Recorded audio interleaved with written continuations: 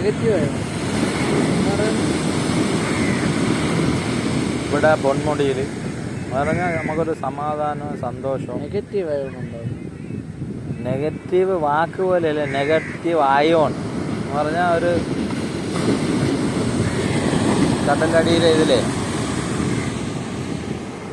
കടല് വിക്ടറി ചെല്ലണതാണെന്നാണ് പറയണത് ഈ തിരയടി. ഇവിടെ ഒരു കപ്പലായിരുന്നു വലിയോറ തീരത്തിൻ്റെ അടുത്ത് കപ്പൽ മുങ്ങിക്കളയും ടൈറ്റാനിക്.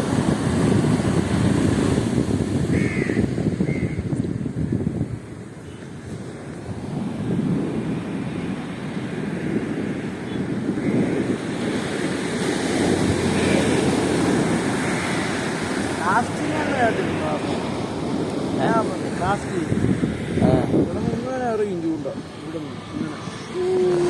ഒരു 100 മീറ്റർ